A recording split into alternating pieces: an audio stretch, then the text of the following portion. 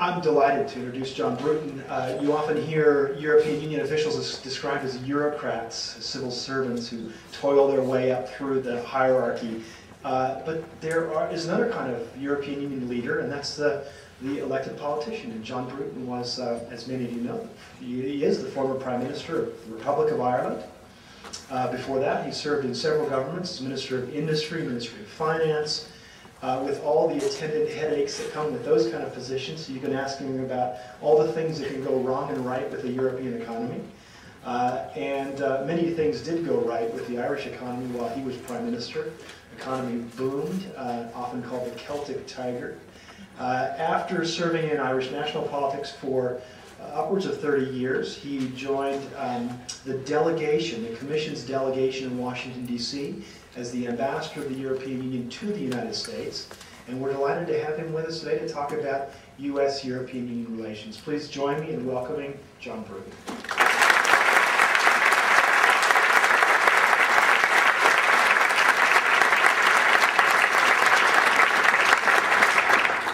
Good afternoon. I'm delighted to be here.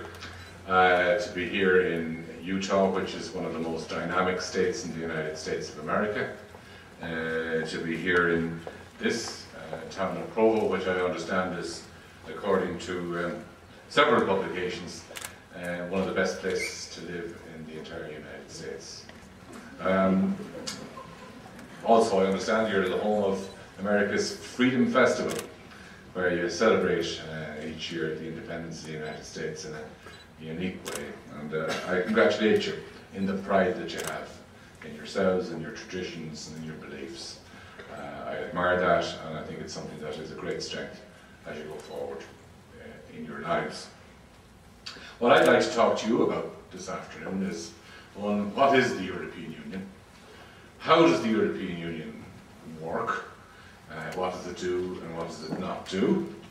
Why is the European Union of some importance to the United States, and in particular, why is it of some importance to the state of Utah? And what are some of the problems that we, United States citizens you are, and European citizens, that we should try to tackle together? First of all, what is the European Union? Well, the European Union is the only multinational democracy in the entire world. The United States is one nation. We're 27 nations. Most international organizations, which have a number of members, they work between governments, but there's no democracy. There's no Parliament of the United Nations, where elected people meet to debate UN resolutions. It's just governments that do the work. There's no Parliament of the World Trade Organization. There's no Parliament of the North American Free Trade Agreement. These are all intergovernmental arrangements. But in the case of the European Union, we do have a Council of Ministers, which represents governments, but uniquely amongst international organizations, we have a directly elected Parliament, directly elected by the people, which is a co-equal legislator in making EU law with the Council of Ministers representing the governments. So we have a direct democratic element in our 27 member state organization that doesn't exist in any other international organization.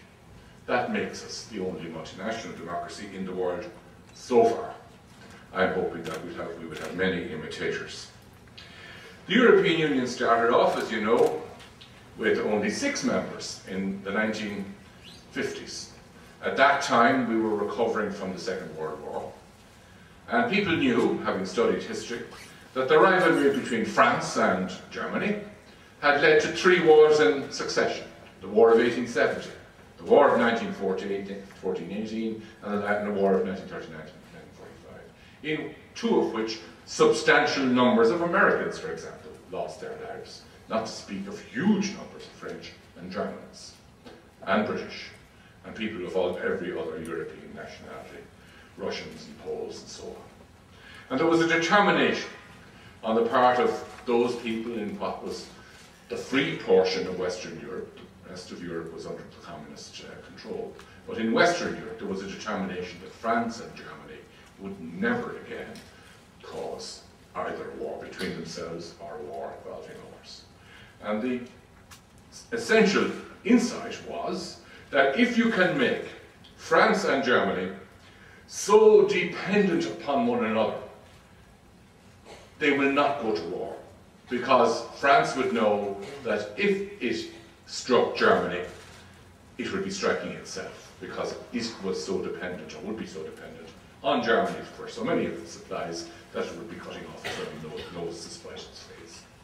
So that very simple, it wasn't rocket science, but very simple insight led to, with American encouragement, very strong American encouragement, where the Americans, who were giving through the Marshall Plan a lot of American money to Europe to reconstruct, said, we don't want to waste American dollars in Europe, having duplicating expenditures in the Netherlands, with those in Belgium, with those in France, with those in Germany. We want you to join together and have free market, free circulation of goods between you, so that we get a bigger bang for our bucks.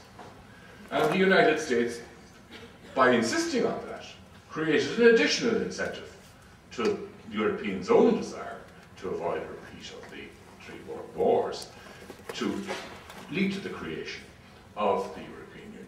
And I think as Americans, you should be proud of the European Union, because in part, it's your achievement, or at least the achievement of your political leaders in the past. It's not just ours. We have grown, as I say, we started with 6 member states. In the 1970s, Britain, Ireland and Denmark were admitted, becoming 9 members. We then moved later on to bring in countries like Spain, Portugal, Greece that had been dictatorships. When they ceased to be dictatorships, they applied and were admitted also to become members of the European Union. Scandinavian countries joined, Sweden, Finland joined as well, because they wanted a say in how the European market was governed. But then the big breakthrough occurred when the fall of communism happened. At that stage, we could see from history that the fall of communism removed control over countries. And countries who were free could potentially use that freedom for good or for ill.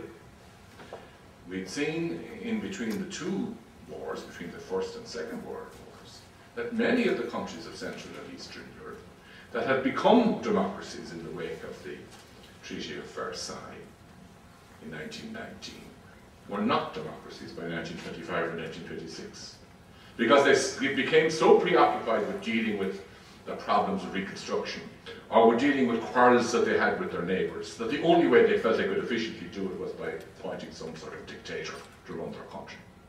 And Central and Europe and Eastern Europe reverted, so that by 1938 or 39 there was only one democracy left in that part of Europe, and that was Czechoslovakia. The rest of the countries were essentially autocratic. In other words, some will claim that Poland was not entirely autocratic, but there were shadings here, predominantly autocratic regimes. And we did not want that to happen again once the pall of communism was removed. And the people concerned themselves didn't want it to happen either. So one of their solutions for them was to join, or apply to join the European Union. Because to be in the European Union, a country must be a democracy. It must have courts that are independent of political influence or corrupt influence. It must protect the right of private property. It must protect human rights. And any country that doesn't do any of those things can't be in and won't be allowed to join the European Union. And if it ceases to do those things, it will be asked to leave. So what the European Union was offering to the countries of Central and Eastern Europe was an offer which said, look, you can join our market, you can get the benefit of being able to sell your goods freely in the rest of Europe. You can get the attraction of a lot of investment from Europe into your countries to reconstruct and build up your infrastructure, as you would get as a member of the European Union. But in return for that, you must guarantee, by adopting 80,000 pages of EU law, that you are fulfilling all the EU standards for democracy, the rule of law, and all of those things. So in a sense, what the European Union became, in that instance and in previous instances, it became a guarantor of democracy, a seal of approval, so to speak, a sort of ISO 9000 for democracies, an accreditation system which said that if you're eligible to join the European Union, then you're a democracy in good standing. So I think the existence of the European Union has been very helpful in ensuring that the transition from communism of the countries of Central and Eastern Europe was a democratic transition in the latter half of the 20th and the early 21st century, whereas the transition from the Russian and Austro-Hungarian empires that the same areas had undergone in the early part of the 20th century was an autocratic rather than a democratic transition. So that's essentially what we have done, and we've been able to, on that basis, to help give Europe perhaps the longest period of peace that it has had in its history since 1945. Now, there have been exceptions to this, but not within the European Union. There have been countries that have had civil wars, but not in the European Union. I hope that when those countries eventually do join the European Union, that will be the end of war for them too. What does the European Union do, and what does it not do? Well, I suppose I should start off by saying what we don't do. The European Union doesn't raise taxation. Unlike the federal government here, which has the capacity to tax autonomously and independently of the states, the European Union has no independent taxing powers. The European Union cannot borrow. The federal government here, as we know, can and does occasionally borrow money. The European Union is not allowed to borrow, not a cent may borrow, not even for capital investment. Any money the European Union receives and spends, it gets from the member states.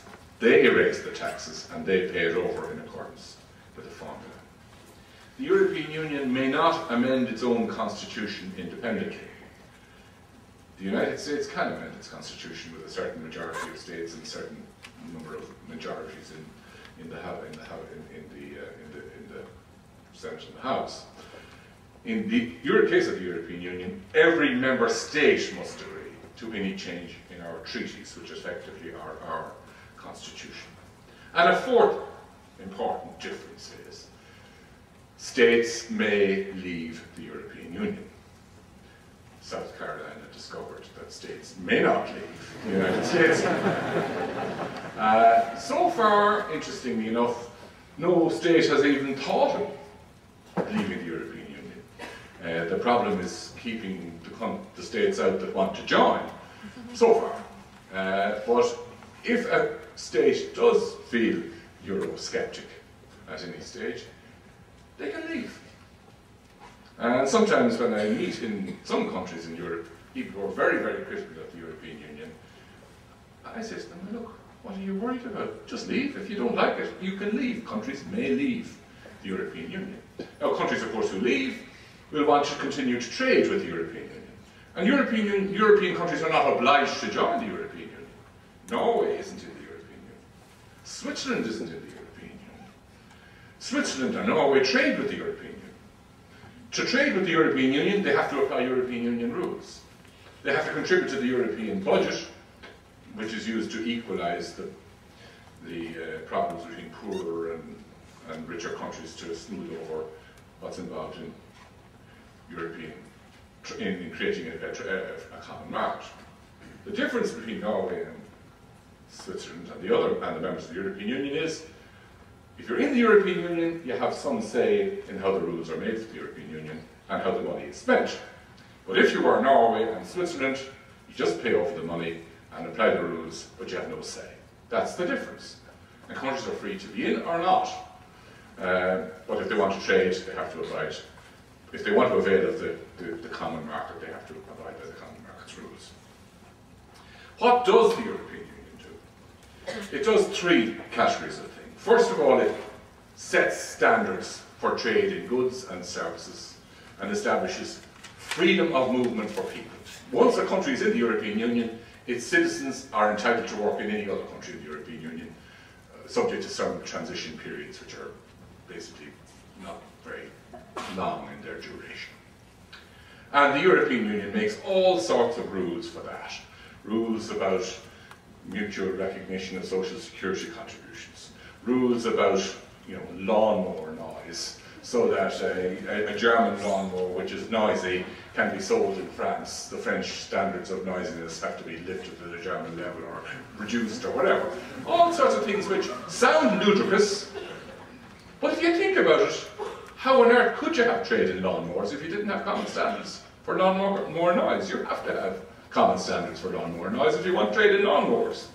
So we have all sorts of things upon which we have detailed rules. That's why we have 80,000 pages of rules, in fact.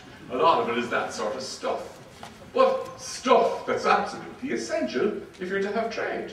You couldn't have different standards. Or alternatively, if you had different standards, you'd have to be prepared to accept the other people's standards. In other words, say, well, okay, we insist that French lawnmowers have to be purr. But if a German comes in with a lawnmower that's noisy and up to the German standards, we'll allow them to sell it. That's the alternative. That's what they call mutual recognition of standards. But basically that doesn't work unless the standards are pretty close together anyway. So we do set that sort of thing, those sort of standards. So all that sort of stuff for making the common market work, all that's done more or less by majority vote in the Council of Ministers and by majority vote in the European Parliament. The second category of thing we do is we try to have a common foreign policy. Here the story is very different. In the case of common foreign policy for Europe, every country must agree. So we didn't have a very clear policy on Iraq, for example, when the United States decided it was time to do something about that particular country. And the reason we couldn't have a common policy on Iraq is that half of the countries in Europe felt the US was doing the right thing, and half of the countries in the European Union felt the United States was doing the wrong thing. And the only way we could have made a European Union decision would be by unanimous agreement. Well, unanimous agreement wasn't possible, so we didn't have any policy on the subject. The sort of issues in foreign policy where we do manage to have common positions are generally problems that have been around for a long time because we've had time to work to get a unanimous position, which is not easy. And for example, broadly speaking, in regard to the Middle East conflict between Israel and Palestine, the European Union has fairly well evolved towards a common position because that problem unfortunately has been around for so long that we've had the time to construct a unanimous agreement on a policy line. But if a problem comes new onto the stage, it's very difficult for a country, for the European Union to make decisions because of that unanimity requirement. That's the second category of work we do. And the third category of work is to do with crime fighting. Obviously, if you have a common market for people, that's a common playground for criminals. And if you have one country which has very lax criminal sanctions on possession of drugs, for example, and another country nearby that doesn't want drugs at all, the country that, and there's free movement between the two of them, well, the criminal will obviously set up his headquarters in the country with the low penalties, and they will be selling his goods into the country with the high penalties. So to avoid that sort of thing, in the common market, we have to create common rules on various aspects of criminal law.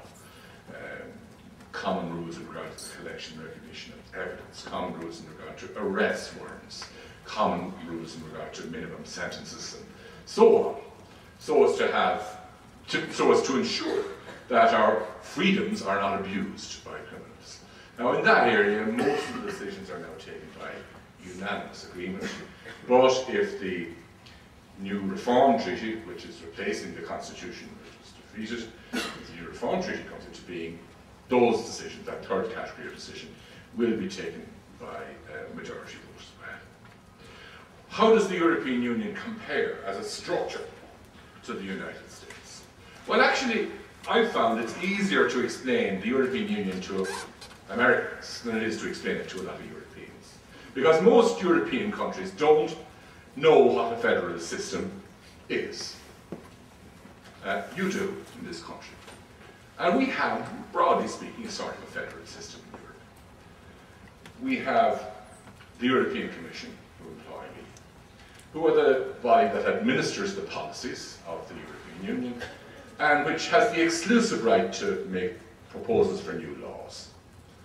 And that's, with some important differences, not all that different from your administration, except that, whereas the head of your administration is elected the President of the United States, the head of our administration, the President of the European Commission, and his commissioners are not, unfortunately, in my view, elected yet. They're appointed by governments and sanctioned by Parliament. But the functions that they perform are not all that different. The second body we have is the Council of Ministers. It's one of the two houses of legislation of Europe, and it represents the states. Each country, each of the 27 countries, has a minister sitting in the Council of Ministers depending on the subjects that's under discussion. So just as your Senate originally represented the states, where people appointed to sit in the Senate, election of the senators didn't occur, I think, in 1911 or something like that here, our Council of Ministers is not all that different to your Senate. And then, like your House of Representatives, which represents the people as against the states, we have the European Parliament, which is directly elected by the people. And finally, like your Supreme Court, we have the European Court of Justice. The job of your Supreme Court is to interpret whether laws made by the Congress are consistent with the Constitution. Our European Court of Justice decides whether laws made by the European Parliament and the Council of Ministers are consistent with the treaties that establish the European Union, which are, so to speak, our Constitution. So there's quite a measure of similarity and not that much mystery about the way in which the European Union works to that of the United States. I'll now say a few words, but I don't want to spend too long talking here, about why the European Union and all it creates and all it produces is important to Utah. The European Union is a very important productive force. About 30% of all the wealth in the world is generated by the 500 million people in the European Union. And about 28% of the wealth of the world is generated by the United States. So between us, we have about 58% of the wealth of the world. The United States is about 5% of the world's population, and we're about 7% of the world's population. So 5 and 7 is 12. We're 12% of the world's population, and according to my statistics, we enjoy 58% of the world's wealth. We also produce the vast bulk of the world's global warming gases. 20 tons of greenhouse gases of carbon are pumped up into the atmosphere for every American, every year. About, I think it's around 13 or 14 tons for every European, as against, I think, 1/3 of a ton or something like that for the average resident of Bangladesh. And yet, guess who will be flooded first if the world's ocean levels rise as a result of all that carbon being pumped into the atmosphere? Will it be the Europeans? Will it be the Americans? No, it won't. It'll be the inhabitants of Bangladesh who are only producing 1/3 of a ton for every 20 tons that you Americans are producing and for every 13 tons that we're producing per annum. So, working together, we have a job to do to ensure that the world isn't destroyed, and that work starts at home. The war to save the climate isn't a war that we fight in other people's country, it's a war we fight in our own country, in our own homes, in our own motor cars, in our own schools, and in the way we live our lives. But for that to happen, we've got to create an incentive structure where it'll make sense for people to impose a certain amount of pain on themselves for the benefit of their fellow men and women. And that's why we want an international agreement. The European Union wants an international agreement on climate change, where everybody will set themselves the target of reducing their greenhouse gas emissions and will commit themselves to paying a penalty if they go over their limit, so that we work together on an agreed basis to deal with this problem. But unless we, Americans and Europeans, are prepared to lead on this issue, there's no chance that anyone else will follow, and the problem will just get worse. Meanwhile, we are very dependent on one another for our prosperity. Europeans depend on Americans, and Americans depend on Europeans. By far the biggest foreign investor in Europe is the United States. American firms make 5 times as much profits from their investments in the Netherlands in Europe than they make from their investments in China. 3 times as much from their investments in Ireland as they make from their investments in China. America owns a huge chunk of Europe. But we own a huge chunk of the United States. In fact, we own a huge chunk of Utah in particular. On average, 75% of all the foreign investment, I think it's 75% of all the foreign investment in the United States comes from Europe. 87% of all the foreign investment in Utah comes from the European Union. There are 22,000 jobs in this state. The result of European investment in this state. Utah exports 13 times as much to the European Union as it does to China. And I'm not saying that to discourage all of you who are studying Chinese. I know China is very important. Those of you who are studying Indian languages, I don't want you to be discouraged either by the fact that Utah exports 160 times as much to Europe as it does to India. But I hope that that encourages those of you who are learning French and German, that France and Germany are still important. Spain is still important, of course, not just because of Latin America, but because of Spain, which is a very dynamic economy in Europe at the present time. Europe is vitally important to you, and you're vitally important to us. And we must make the rules for all this trade and commerce as smooth as possible, so that we generate as much wealth as possible. And that we must work together to preserve peace, to preserve our environment, to preserve our climate.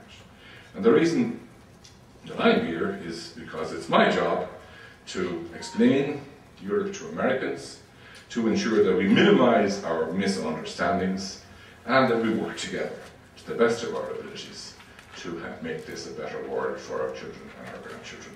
Thank you.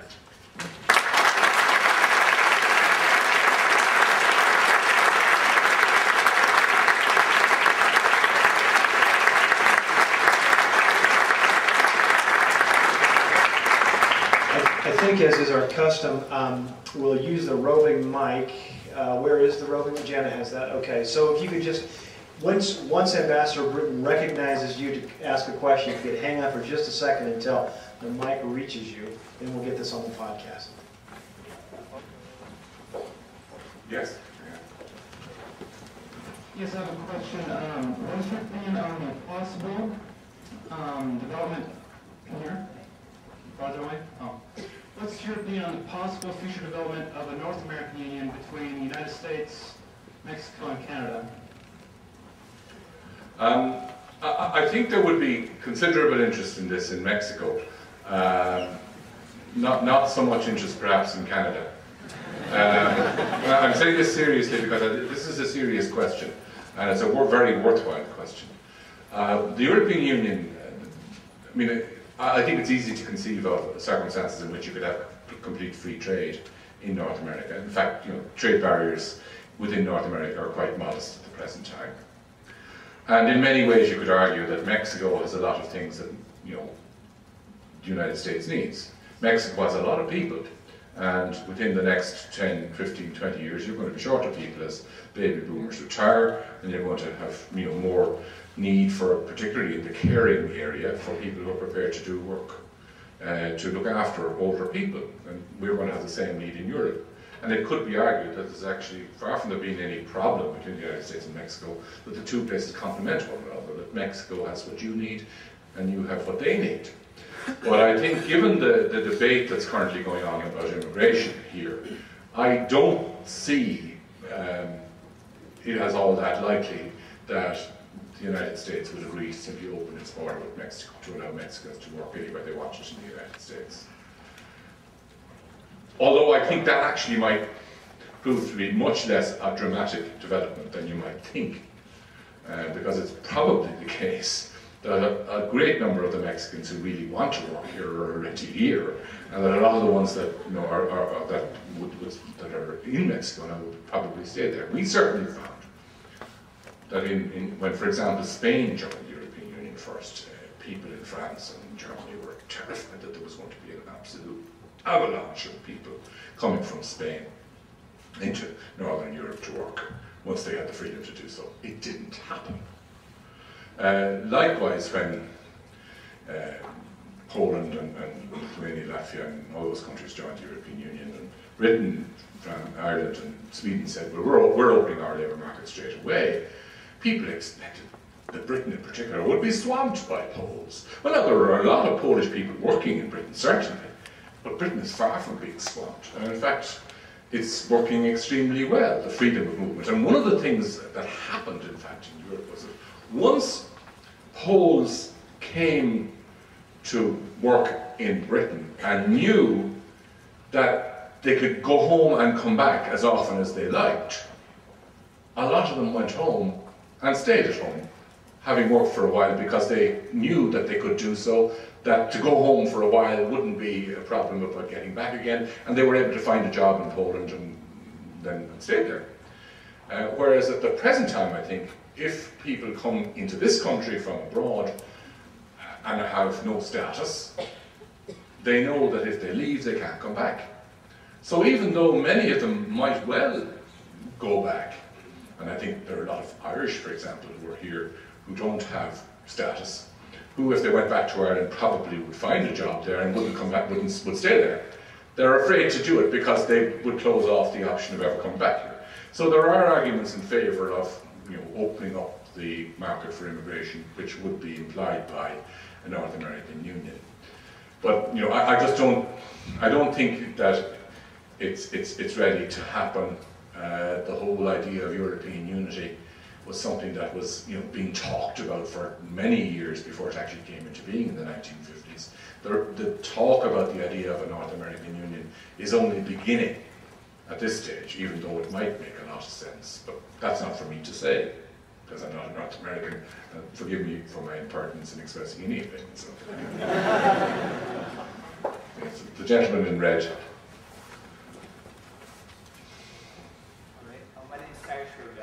Boise, Idaho. I have a question. I know Turkey is a country that's wanted to get the European Union for a while and has had some problems doing so.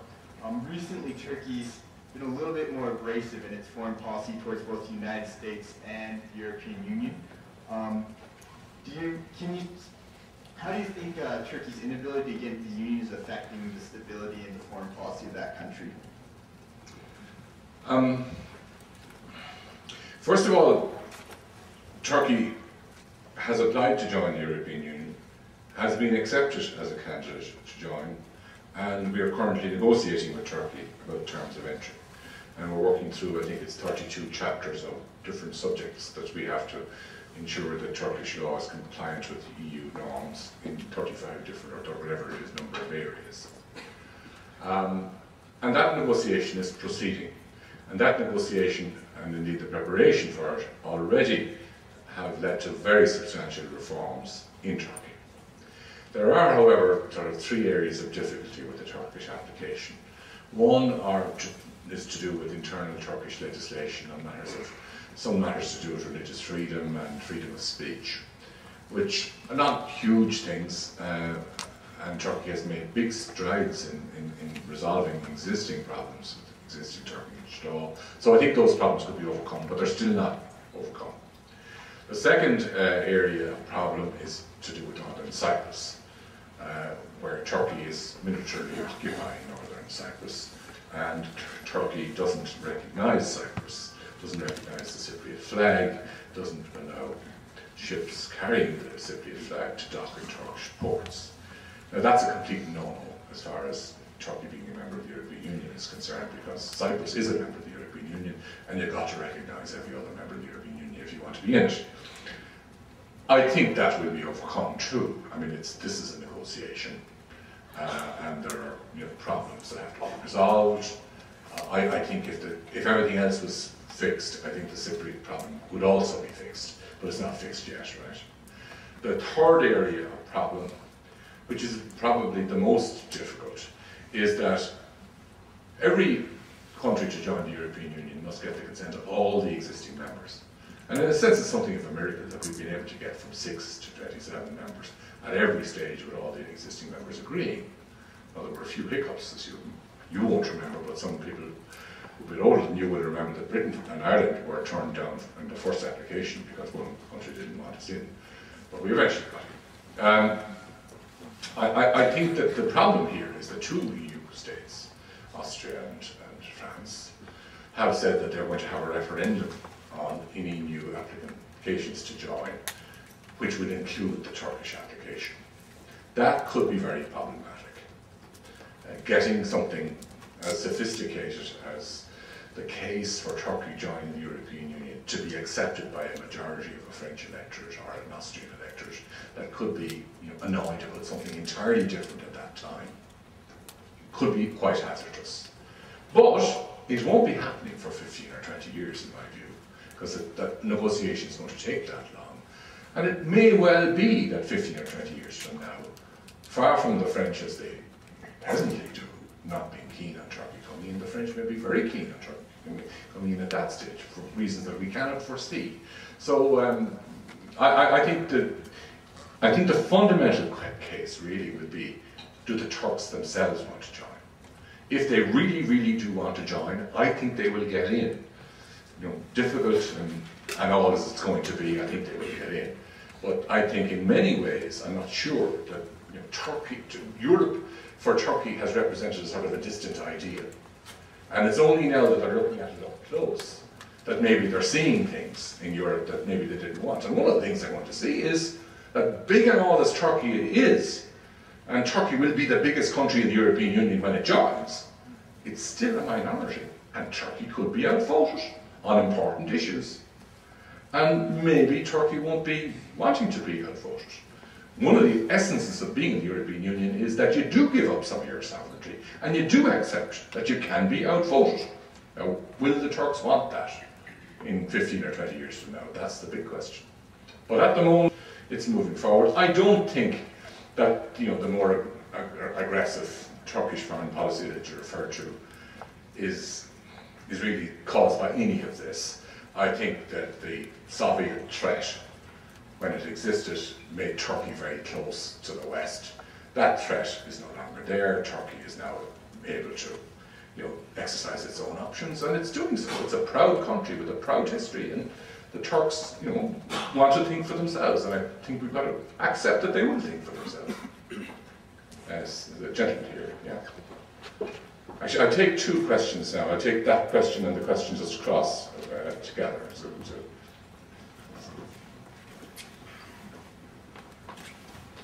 My name's Andrew Christensen. I'm from Salt Lake City, Utah, and a European Studies major. You said in the letter, or you wrote in the letter to President Bush when you came into office, that your work with President Bush calls for more telephone and less megaphone. Could you elucidate on what you meant by that, and candidly express some of your frustrations and successes with the Bush administration, and maybe even speculate as to what characteristics you'd like to see from a U.S. president in January of 2009? Thank you very much. I'm glad I gave myself the time to think about that before answering it. There's a question here in front of you. Do you want to ask a question, didn't you? Yeah? Yes? Didn't you? Oh, you put your hand up, didn't you? Yeah, go ahead. My name is Henry Crochet. I'm from Metro Atlanta, Georgia. And I was just curious if you could explain the European Union's policy on trade and tariffs within member states, as well as with non-member states. Yeah. Thanks. Well, I'll take the first question, last question first because it's easier. We don't have any tariffs or quantitative restrictions on trade within the European Union at all. That was the fundamental when we formed it. There was going to be a tariff-free in terms free trade in people, goods and services and everything. Now there are certain standards that have to be aligned in the area of services. So we haven't got complete free movement of services, but in trade and goods, there's total internal freedom. We have relatively low tariffs on most imports from outside as well, but we do have tariffs. But like other industrial countries, our tariffs are comparatively low, other than on agriculture, some agricultural goods that we want to keep out of our markets, just like you do the same here. To come to the question about what was it? Yeah, that's right. Sorry. This is it. I'm getting elderly. I'm forgetting things. What I meant was that it was really. I thought it was a good line to put in the letter because most of these letters are completely forgotten. And funny enough, that phrase has been remembered, and people have remembered my letter and have forgotten all the other letters that President Bush has to receive. But I mean, there had been a time, I think, prior to that, when there was a reference by Secretary of Defence to old Europe, for instance, which wasn't taken in all that good part by some in old Europe. There were many references, I've no doubt, by Europeans that were disobliging to the administration and to America in general. And what I was saying was, well, let's cut that out, and if we have difficulties, let's talk about them on the phone. And I won't say I've used the phone so much, but I've spent a lot of time in Congress talking to individual members of Congress. I won't say I've met the majority of them, but I've met nearly the majority of them now, one by one, to talk about issues in their particular committee that we are concerned with. I think there is some place for publicly advertising differences. I'm unashamed in saying that I'm hoping to influence you to change your government's policy on climate change, and I'm using this megaphone here to do that. There's a place for that too, so long as it's done in a respectful way, and I think we've made progress, and I think the administration has made a lot of progress in its position on this. It has moved its position. And I think in the second term of President Bush, and it isn't anything to do with my appointment as ambassador, but it is, I think, very much to do with President Bush's own determination. He decided that whatever he may have done in his first term, and he didn't admit there were any mistakes, but whatever he had done in his first term, he was going to try and work with other countries in his second term. And I think he gave a very good demonstration of that by his first visit overseas after winning his election, was to come to Europe to visit the European Commission in Brussels and to sit in at a meeting with the Council of the European Union.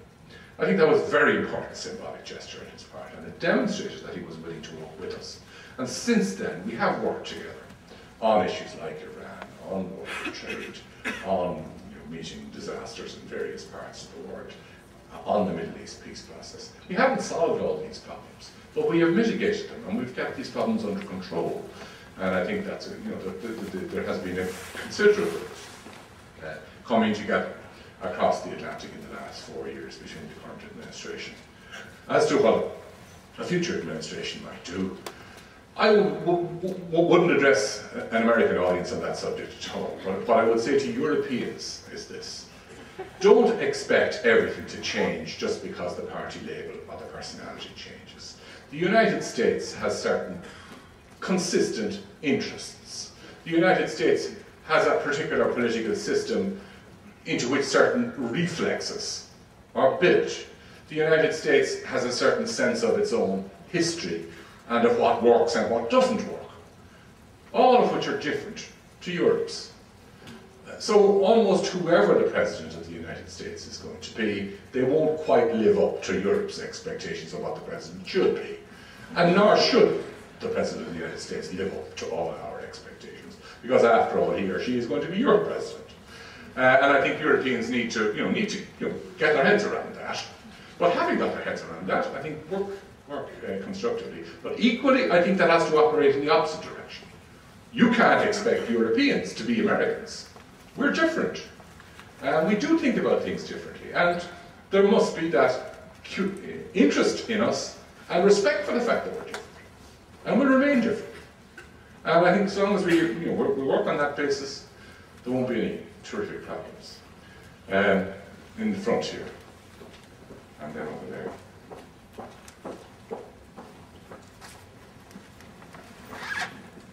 I'm TJ Canan, I'm from Austin, Texas. It's a good name anyway, TJ Canan.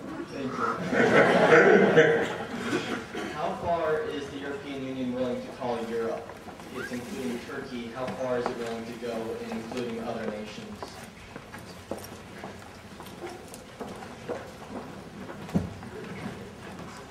John Siggety from Louisville, Texas, near Dallas. My question has to do with a book I've been reading recently. It's been argued that a lot of European, within the media, a lot of public opinion and political opinion is based on is influenced by the establishment, meaning Europe, political elites and such like that, to the point that most of the political and public opinion is to the left. Now I know that there are Eurosceptics, and I've heard about about their role in criticizing Europe and everything. But what is your perception of public opinion opinion within the media from both the right and the left? I don't think I go along with the view, I must say, that the media is predominantly to the left. One has only to think of Fox News and the Murdoch Group to see that conservatism gets an occasional expression of its opinion too. So I think what's wrong with the media is that it's superficial, that it's interested in sensation, it's interested in reducing everything to, you said it, you didn't say it. You said something 15 years ago. Are you not inconsistent now in saying what you're saying now? Of course people are inconsistent. We're all learning. No, if you had the same opinions that you had 2 years ago today, then you've learned nothing in the last 2 years. And yet the media make an absolute feast out of the fact that somebody has changed their opinion on something. I mean, okay, if that indicates genuine hypocrisy, yes. But if they can show how they have changed their opinion and why, then we should accept it. You don't have to vote for them, but you should at least accept their integrity. And I find that's annoying, because the media doesn't bother to analyse or ask them to analyse how they change their opinion. It simply says, oh, you change your opinion, therefore you're a hypocrite, period. And that's what annoys me about the media, whether it's US media or European media. Not, whether it's biased left or right.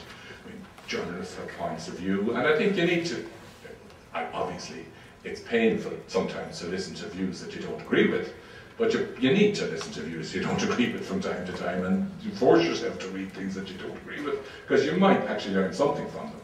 And that's what I think one should try to do. I don't always succeed in it either. But on the question of TJ Canan's question, I would like to say that I think European Union is probably only going to take in European countries. The idea that Morocco might join the European Union, it's an African country, it's in Africa. I don't think it's going to happen. We might like to take Canada in, but I don't think Canada is eligible because it's in North America. Russia is eligible, but I don't think Russia wants to join because Russia is almost a European Union all of its own. It has so many different constituting nationalities within the Russian Federation. So I think we have, we could reach about 40 members, considering there's a large number of very small countries in the Balkans, Moldova, Ukraine, that's a big question. What relationship if Ukraine came into the EU? How would that be taken in Moscow? Those are all issues that one has to be honest. We have to be realistic about. We can't just ignore the views of neighbours either in decisions as to who you admit. One has to, one can be idealistic, but one has also got to be realistic. At the very back, 2 questions at the back. Okay, my name is Cheryl Logan from Memphis, Tennessee. I wonder if I can ask you more of a philosophical question. You spoke of the difference of perception of the United States and the perception of Europe, and kind of ask you more about along the lines of individual rights. America has established, and has this custom for our Constitution of establishing ourselves as a republic. The founders of our country believing in using the word mobocracy to define democracy, or the will of the majority over the individual or the minorities. And so they defined a republic as a government more than just a monarchy, but as one that can protect the minorities when the majority is coming after them. And as far as the European Union is concerned, how is it structured, or how is it carried forth as a will in the future to protect the rights of the minority as well as the majority, in more than just a way that to say to the states if they wish to can withdraw, but what is in place for that to happen?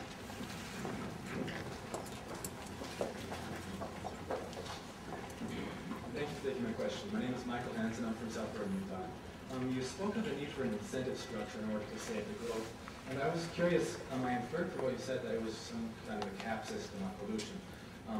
What are your feelings on a system that employs market forces as a tax on trade type of system in order to reduce emissions? Well, the system that we have in mind is a cap and trade system, which would employ market forces. There would be limits imposed on what individual actors can emit, and if they go over those limits, they have to buy permits from those who are under their limits. And in that way, you build a sort of self-regulating structure that over time should reduce emissions in a visible way. There are some people who say, oh, better to impose a carbon tax because there'll be less administration in that. I think the trouble with the carbon tax is you don't really know what level of carbon tax you need to impose to actually impose limits, to achieve reduction in usage. And there are some people, if they have loads of money, will just go on emitting because they can afford it. Whereas if you impose actual physical limits, the burden has to be shared with everybody more fairly. So I'm in favour of cap and trade. The United States doesn't exclude cap and trade within the United States, but is not prepared so far to engage in cap and trade agreements with other countries. And it's not prepared to agree to automatic penalties. But we're getting there, we're converging. On the interesting question about the checks and balances in the US Constitution, which are, as for the reasons you accurately described, they were put there because there was a fear of the tyranny of majorities. The European Union has, possibly because to some degree it's an imitation of the United States, a very pale imitation of the United States, it has some of the same safeguards. For example, small states have more seats in the European Parliament relative to their population than big states do. The voting system in the Council of Ministers gives more representation to smaller states than to bigger states. And proposals may only be put forward to be considered by the European Parliament and the European Council if they are put forward by the European Commission. And the European Commission is there to look after the interests of all of Europe, and not just that of a majority of bigger states. Also, the European Union is a treaty-bound organisation with our own court interpreting our treaties. And any attempt that might be made to introduce legislation that went against the treaty would collide with the court, and the court would strike it down. And the European treaties also have all sorts of provisions about non-discrimination and things like that that would prevent minorities being mistreated by majorities. I suppose the greatest protection of minorities against majorities is delay. Slow, I don't mean Tom delay, I mean delay with a small d. And the delay in legislation, sorry, that created a smile from people from Texas. The fact legislation takes a long time to get passed in Europe. It has to go through a whole series of committees, and then before it's even drafted, and then when it's drafted it has to be agreed by both the Council and the Parliament, just like Senate and House have to agree here. And in that process there are lots of opportunities to prevent over-hasty legislation which could be adverse to the interests of minorities. I think we have quite a similar, philosophical approach to the issue to which you refer, to the one that exists here in the United States.